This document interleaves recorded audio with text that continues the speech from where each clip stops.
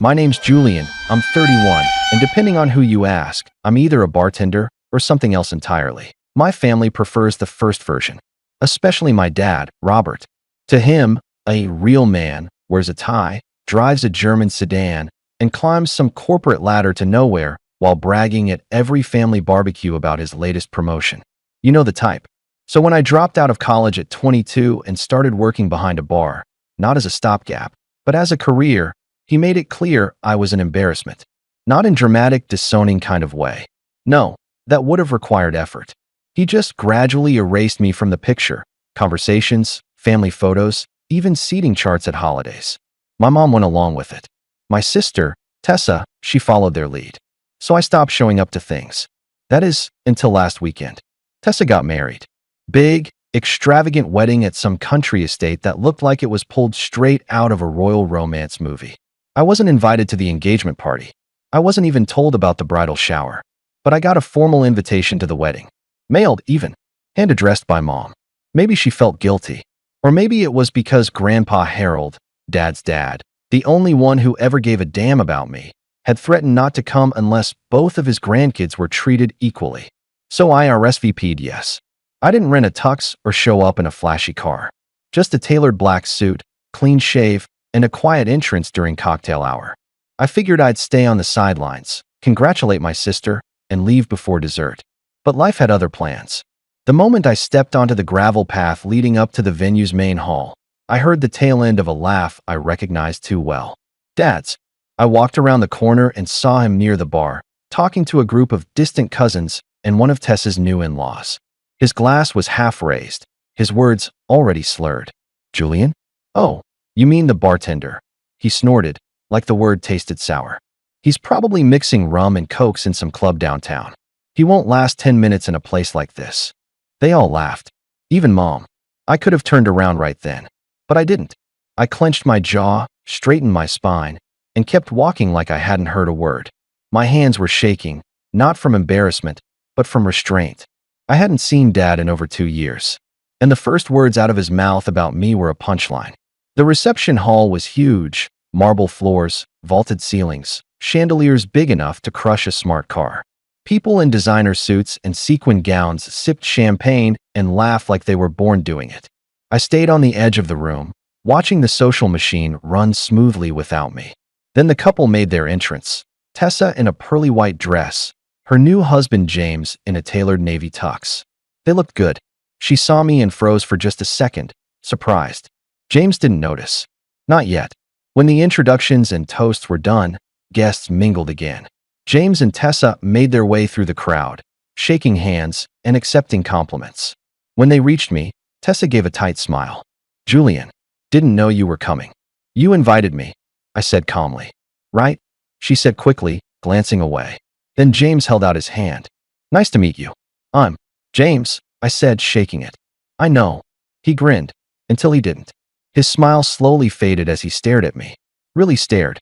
His grip loosened. His brow furrowed. Wait, what's your last name again? I tilted my head slightly. Same as hers. He pulled his phone out of his pocket like he was checking a message, but I saw his fingers moving. Typing. Then silence. He looked at the screen. Then at me. Then back again. His face went pale. You know that look when someone realizes they've made a terrible assumption? That was him. He cleared his throat, tucked the phone away like it had burned him, and muttered something about getting a drink. Tessa looked confused. What was that? I shrugged. Now, you're probably wondering what he saw. What made him freeze? Let's back up a second. Yes, I started as a bartender. But what I never told my family, not out of secrecy, just because they never cared to ask, is that I co-founded a craft spirits company 7 years ago. We started small, local, sold to niche bars and boutiques. But then we caught fire. A few viral campaigns, a couple celebrity endorsements, and a big distribution deal later, and our brand exploded. By 29, I'd bought out my partner. By 30, I had licensing deals across 3 continents. My bar job is running a multi-million-dollar operation that employs over 60 people. But none of that ever came up with my family, because none of them ever treated me like a person worth knowing. They'd written their version of me years ago, the failure, the dropout, the cocktail monkey, and they never updated the script. Until now. As the night wore on, Whispers started floating through the room. I saw James whispering to his brother, then to his father, then to a groomsman, who shot me a wide-eyed glance before quickly looking away. Somewhere between the salad and the main course, my dad approached me. "Julian," he said, his tone weirdly measured. "I didn't expect to see you here. You invited me," I said again, expression neutral. Right. He forced a chuckle. "So, still bartending, huh?" I could have let it go. I could have smiled, nodded, kept the peace. But something in me snapped. "I haven't tended bar in 5 years," I said. "But one of my products is behind yours right now," asked the bartender. "The tequila in your glass? That's mine." He blinked. "What?" "I own the company that makes it." He laughed. "It wasn't real." "You're joking." I didn't answer. I just walked past him and up to the bar, where the bartender was stacking used glasses.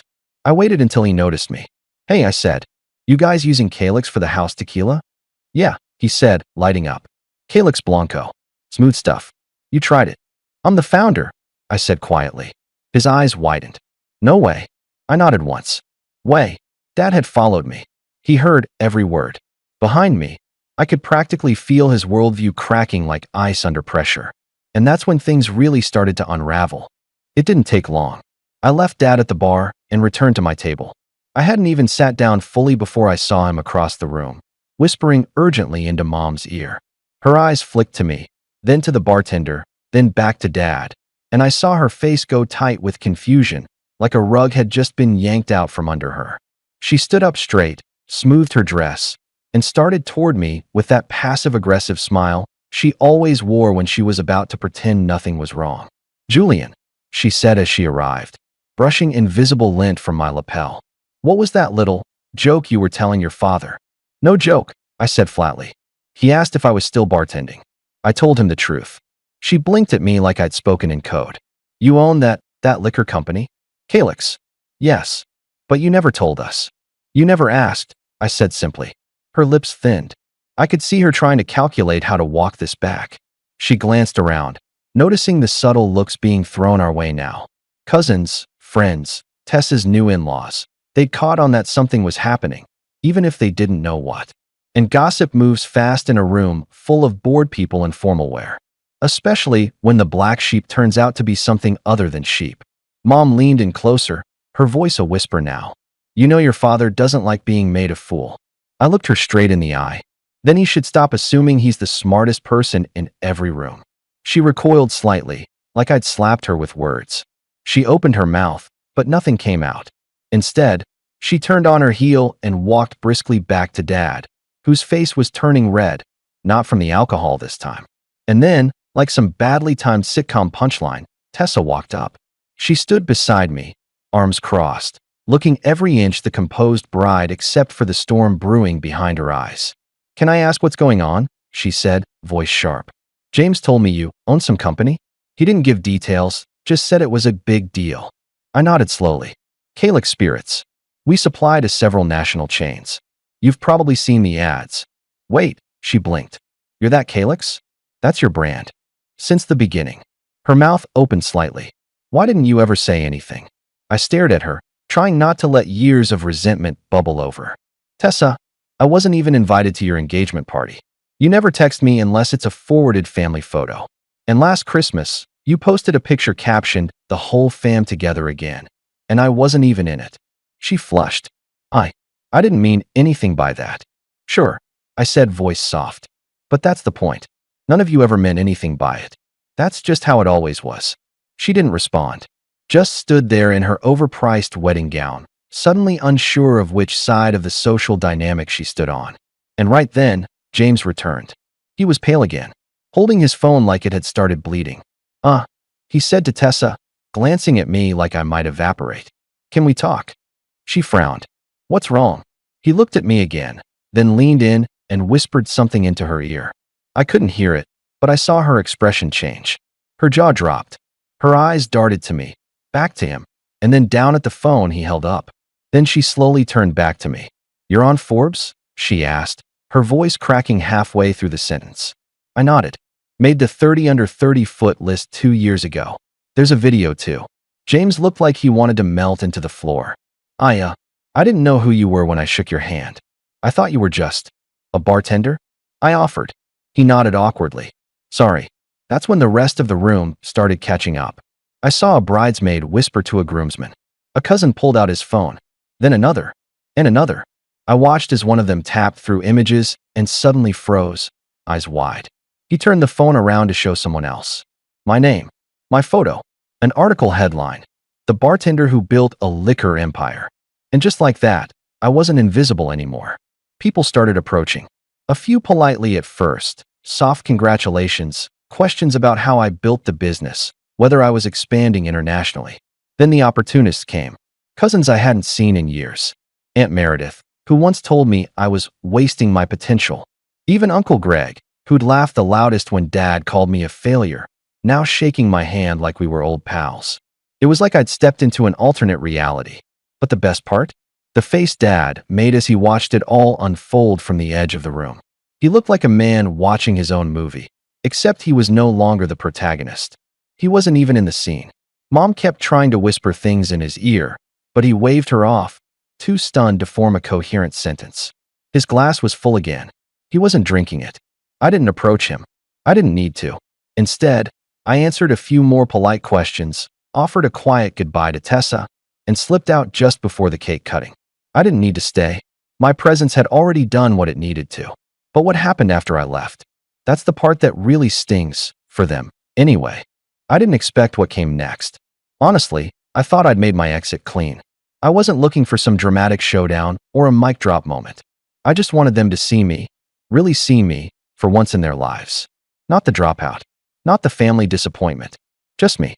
But it turns out, you can't just drop a truth bomb like that into a room full of egos and expect the dust to settle quietly. The next morning, I woke up to 10 missed calls from an unknown number. I figured it was a telemarketer until I checked the voicemail. It was James. Hey, Julian. It's James. Sorry to call so early. I think we should talk. It's about your dad. I sat up in bed. The next message came a few minutes later. His voice was quieter this time. Listen, I know things were weird last night, but something happened after you left. Your mom and dad, they kind of blew up. Like, in front of everyone. I didn't want to say anything until we could speak. Can you call me back? I didn't.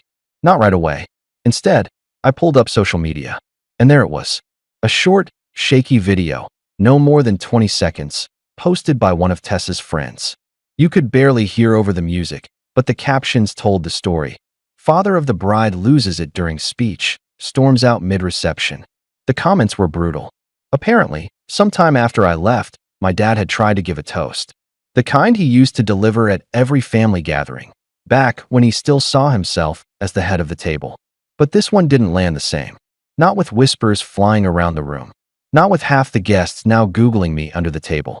One comment read, he started saying how proud he was of Tessa for marrying into such a promising family. Then someone, I think the groom's cousin, asked why he never mentioned his successful son. The guy turned red and just walked off mid-sentence. Another, heard someone say, at least the bartender made Forbes. I thought he was going to throw a chair. I couldn't help it. I laughed. Not because I was petty, though, okay, maybe a little, but because for the first time, the narrative wasn't his to control. He couldn't bury me under his disapproval anymore. I'd outgrown the hole. My phone buzzed again. This time it was a text from Tessa. Tessa, did you really have to humiliate him like that? I stared at it for a minute, then typed back. Me. I didn't humiliate him. I answered a question. The truth did the rest. She didn't reply. That same afternoon, I got an unexpected visitor. Grandpa Harold. Now, Grandpa has always been quiet, a man of few but weighty words. When I opened the door and saw him standing there with a paper bag and a tired smile, I stepped aside without saying a word. We sat in my kitchen. He pulled out a bottle, one of mine, and 2 glasses. I figured if I'm drinking your tequila, I should do it with the man who made it, he said. I smiled. I thought you didn't drink anymore. I make exceptions when my family finally gives me something to toast to. We sipped in silence for a moment before he leaned back in his chair. I saw what happened last night. Your father, he's not used to being second place. And he sure as hell isn't used to being wrong. I nodded slowly. He always wanted to be the loudest voice in the room. And now he isn't, Grandpa said. You didn't need to raise your voice. You just showed up. He looked at me with those clear, steady eyes of his. You did good, kid. That meant more to me than any apology from Dad ever could. But the fallout wasn't done. Later that week, a cousin I barely spoke to, Lisa, messaged me. She wanted to catch up, said she was thinking about switching careers and had always admired my work ethic. A day later, Uncle Greg emailed me a business proposal. No joke. Said he had a great idea for a luxury gin line and wanted to collaborate. I ignored both. But the real twist came Friday. I got a certified letter. At first, I thought it was legal. Maybe Dad trying to pull some stunt. But no, it was from James. A formal, handwritten letter. He wanted to meet. Privately. No Tessa. No family. Just the two of us. And he made it clear in the letter. There's something you deserve to know. About your family. And your father. I read that line 3 times. Because up until that point, I thought the only thing I deserved was an apology they'd never give. But maybe, just maybe, there was more. Something hidden. Something they didn't want me to find out. And suddenly, the story wasn't over. It was just beginning. I didn't rush into that meeting with James. I let a few days pass. Partly because I wasn't sure I wanted to know what he was holding on to, and partly because I needed time to think. After everything that had happened, the wedding, the whispers, the flood of fake smiles and sudden interest, I wasn't sure if I was ready to dig any deeper into the family I'd spent a decade keeping at arm's length. But eventually, curiosity won. I texted him a time and place. A small coffee shop in the city, the kind of place where nobody would recognize us and no one would eavesdrop. James was already there when I arrived. Still in a crisp blazer, hair neat, posture straight. He stood when he saw me and offered a cautious smile, like he wasn't sure which version of me would show up, the quiet disappointment, or the man whose name had made headlines that week. I sat down across from him and didn't waste time. What do you want to tell me? He hesitated, glanced around, then leaned in like we were trading secrets in a spy film. Your dad, he said, wasn't just trashing you at the wedding. He's been doing it for years. I raised an eyebrow. Yeah, I figured that much. No, Julian, he said, lowering his voice. He's been deliberately lying. To everyone. Me, my family, Tessa, even your own extended family. We thought you were barely scraping by. Like you were working odd jobs, living in some dingy apartment above a dive bar. I felt my jaw tighten. And you all just believed him? He didn't flinch. Yes, because he said it with conviction. And because every time your name came up, he'd change the subject, or laugh, or tell some story about how you couldn't hold a job, or never finished anything you started. That part wasn't new, but it still hit like a slap. James continued, but after I looked you up, after I realized who you actually were, I asked Tessa if she knew. She didn't. She was floored. And when she asked your parents, well, he took a breath. Robert didn't deny it. He just said, he's not like the rest of us. I had to protect the family from his failure. I stared at him. Protect the family? I repeated. From me. James nodded. It was insane. He acted like you were some stain on their legacy. But the truth is, I think he knew how big you were becoming.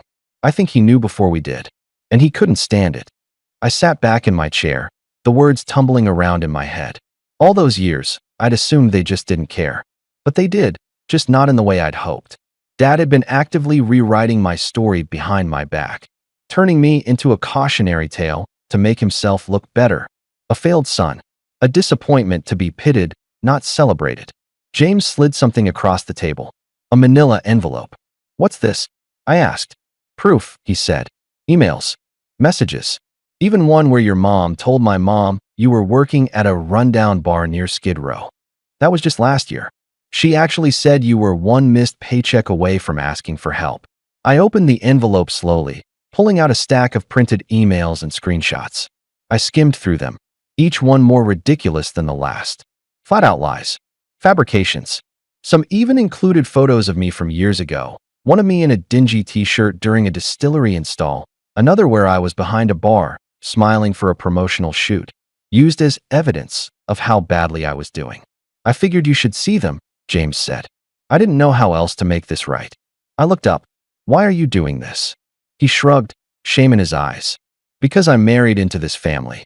And I didn't realize how much rot was hiding under the surface. And because I saw your face at the wedding, and realized I've never seen someone look so calm, while everyone else scrambled to catch up. I stared at the papers again, then folded them back into the envelope. Thanks, I said quietly. I'll hold on to this. We said goodbye. No handshake this time, just a nod. And when I stepped out into the sunlight, I felt strange. Not angry, not even surprised. Just clear, like the final puzzle piece had dropped into place. I didn't go home right away. Instead, I drove out to the suburbs. Back to the house I hadn't stepped foot in for years. The house where I'd grown up, been told who to be, and eventually discarded like a failed experiment. Mom's car was in the driveway. So was Dad's. I rang the doorbell. Mom answered, wearing her usual polished smile, the kind she used to welcome church friends or neighbors she secretly gossiped about. The moment she saw me, the smile faltered. "Julian," she said, voice tight. "What are you? Is Dad home?" She didn't move. "Why?" "I want to talk." A moment passed. Then she stepped aside. "He's in the study." I found him at his desk, reading something on his tablet. He didn't look up when I walked in. "Look who finally decided to come home," he muttered, still scrolling. "I'm not here for a reunion," I said. "I'm here to tell you that I know. About the lies. The stories you've been spreading. About the emails. The fake narratives. Everything." He froze. Slowly, he set the tablet down and looked up at me. "I don't know what you think you know." I tossed the envelope onto his desk. He didn't open it. "You spent years trying to erase me," I said, keeping my voice calm. "But I didn't disappear. I built something. Something real. And you couldn't handle that, could you? Because it meant admitting you were wrong." He said nothing. "You told everyone I was a failure. That I was barely surviving. That I'd embarrassed the family. But the only embarrassment in this house is the man who thought lying about his own son made him more respectable." His mouth opened, but I cut him off. "I'm not here to argue. I'm not here to scream. I'm here to let you know that whatever twisted version of me you've created, that ends today. The real story is out, and you can either accept that or spend the rest of your life pretending you didn't raise a man more successful than you'll ever be." He flinched at that. "Good. I'm done trying to earn your respect. You lost the right to give it." With that, I turned and walked out. Mom tried to stop me in the hall, stammering something about how things got misunderstood. I didn't even look at her. I left the house for the last time. That was 8 months ago. Since then, things have shifted, not because I forced them to, but because I stopped playing along with their script. Tessa reached out a few times. Apologies, long messages, guilt-ridden paragraphs about how she never realized how deep the favoritism ran. I responded politely, but I didn't go out of my way to repair anything. Maybe one day, maybe not. James and I stayed in occasional contact. I respect that he told me the truth. I don't trust him, not fully, but I respect him. As for my parents, I haven't heard a word. No calls, no emails, nothing. But a few weeks ago, I got an alert that someone had requested a meeting with my company's legal team. An anonymous inquiry about licensing fees and brand use, traced back to a small consulting firm run by, you guessed it, Uncle Greg. I declined the request. That same day, I donated a large sum to a nonprofit that funds hospitality scholarships for low-income students. The donation was made in my father's name. A week later, I got a letter in the mail. No return address. Just 2 words inside. Why? I smiled. Because some legacies you inherit, others you build, and mine. Mine is better than anything they could have imagined.